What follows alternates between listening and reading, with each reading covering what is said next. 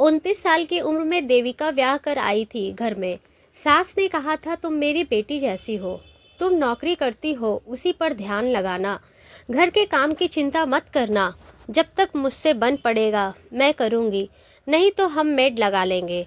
शादी के पहले सास से जब भी फ़ोन पर बात हुई, कुछ ऐसी ही उत्सुकता दिखाई कि वह बहुत खुश है बहू से और उसका पूरा ध्यान वो रखेगी। अपने माता पिता की लाडली देविका खुद को बेहद किस्मत वाली समझ रही थी, लेकिन उसे पता नहीं था कि यह एहसास कुछ समय का ही है। बहुत धूमधाम से शादी हुई और शादी के 20 दिन तक देविका को सास ने खूब लाड प्यार से रखा।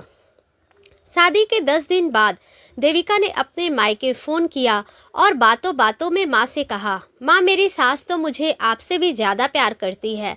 पता है वो मेरे बालों में तेल भी लगाती है, सिर की मालिश भी करती है। सच कितनी किस्मत वाली हूँ ना मैं। लोग बेमतलब ही सास को बदनाम करते हैं। बेटी की बात सुनकर माँ को भी बहुत अच्छा लगा कि चलो देविका खुश है ससुराल में।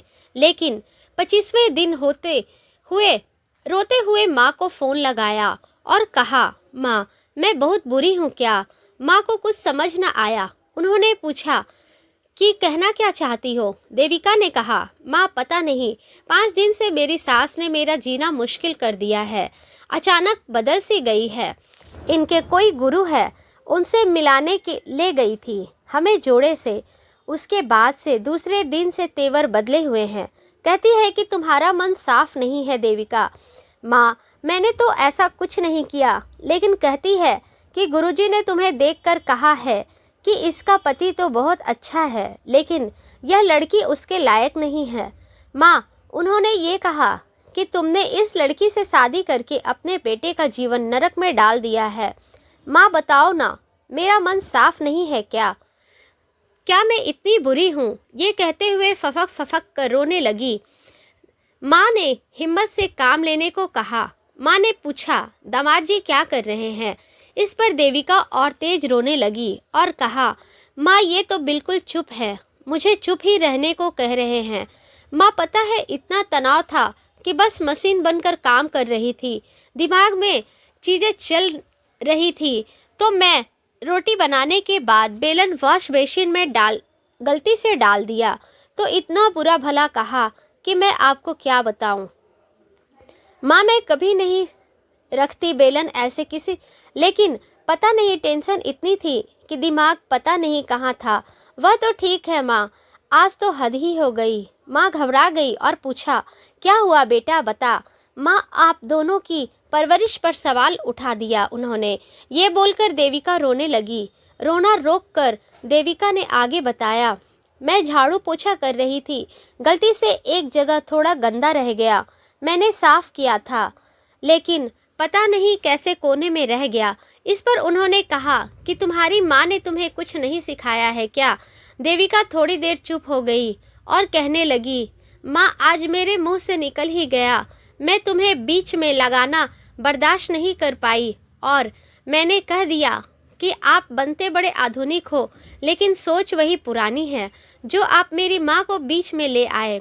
बस मैंने इतना कहा और वह जोर जोर से चिल्लाकर बोलने लगी कि पता नहीं क्या संस्कार दिए हैं उसके माँ बाप ने, बड़ों से जुबान लड़ाती है। माँ क्या करूँ मैं अब, बहुत तकलीफ हो रही है। माँ ने समझाया कि उनकी बातों को दिल से ना ले, बड़े हैं बोल दिया तो बोल दिया, उसे बस अपना काम करने को कहा।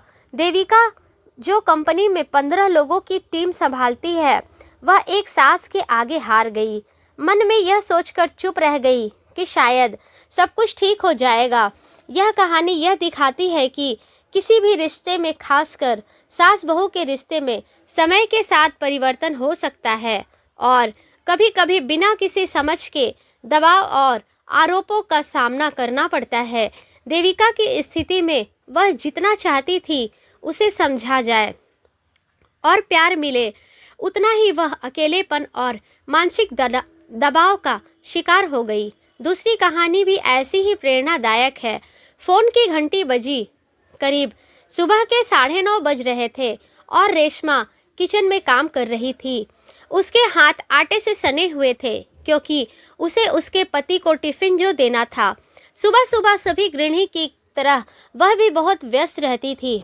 फिर वह आटे से सने हुए हाथ से ही फ़ोन उठाने गई तो देखा कि उसकी मम्मी का फ़ोन आया था। झुंझलाहट में उसने फ़ोन उठाकर कहा, ओफ हो मम्मी, मैंने आपसे कहा है ना, मेरी अभी अभी नई नई शादी हुई है, शादी को सिर्फ 6 महीने हुए हैं, यूँ सुबह सुबह फ़ोन मत किया करो।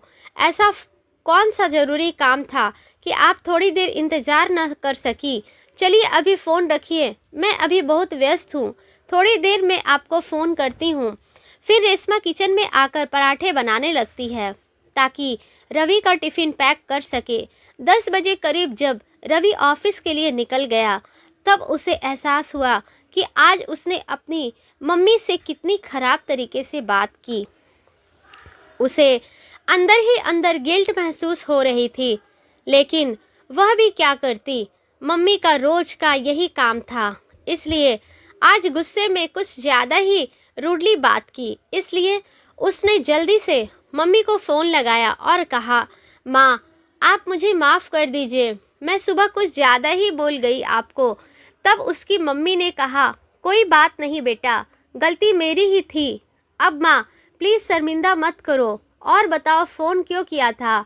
वो बेटा तबीयत कुछ ठीक नहीं लग रही, ठंड के मारे सर्दी जुकाम भी ज़्यादा हो गई है और नीचे टहलना भी नहीं हो रहा, जिसकी वजह से गैस भी बहुत ज़्यादा बनती है, तो भूख भी नहीं लगती।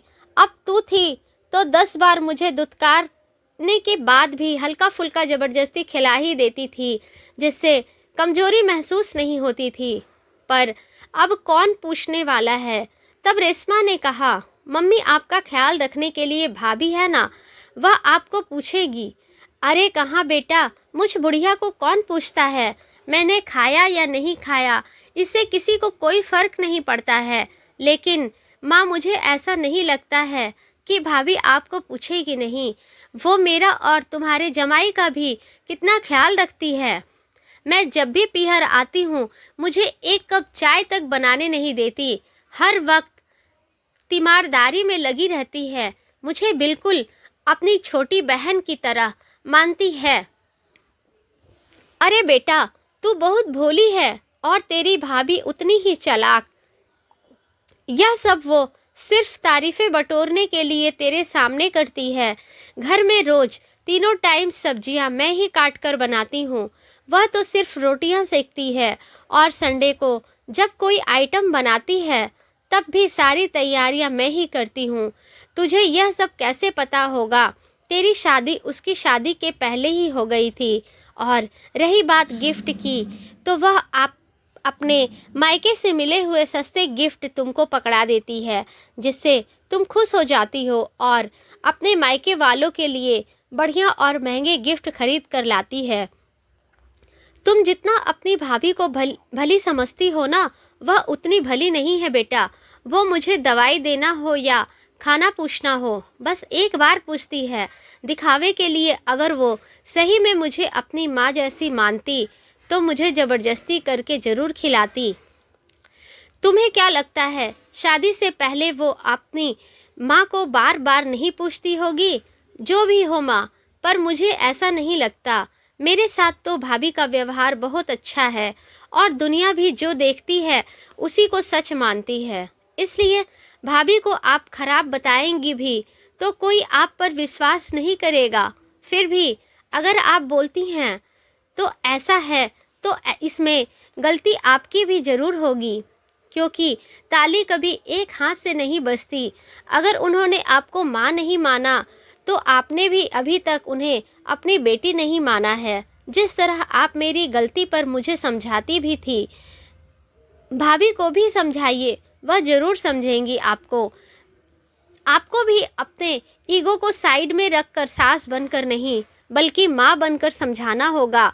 एक और बात माँ, आपको भी अपने बहू से कुछ ज़्यादा ही उम्मीदें हैं। इतनी उम्मीदें पालना अच्छा नहीं है।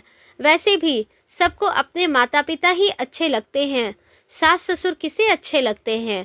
हर आदमी को आज़ादी पसंद है। आजकल तो ज़्यादातर लड़कियां अपनी गृहस्थी अलग बसाना चाहती है। उन्हें सास ससुर कुछ न भी बोले चुपचाप घर में रहे तब भी बंदियां लगती हैं और तारीफ बटोरने के लिए ही सही ननद नंदोई का मान सम्मान करती हैं। इतना भी काफ़ी है, क्योंकि आजकल नंदे भी किसी को कहाँ पसंद करती हैं। ननद घर आ रही हैं, काम बढ़ जाएगा, ये सुनकर नाक मुंह सिकोड़ने लगती हैं। गिफ्ट देना तो बहुत दूर की बात है, खाना बनाकर रख देती हैं, एक बार भी पूछती तक नहीं। तुम तो किस्मत वाली हो माँ, तुम्हें तुम्हारी बहू एक बार तो पूछती है। इसलिए माँ, मैं तो कहूँगी कि आप अपनी बहू को बेटी बनाकर उसी से तालमेल बढ़ाओ, क्योंकि काम आपके वही आएगी। मैं तो अब पराई हो चुकी हूँ, मुझे अपनी गृहस्थी संभालनी है। देखती हूँ 1-2 दिन में आऊँगी। थोड़ी देर के लिए चलो माँ, मैं अब रखती हूँ।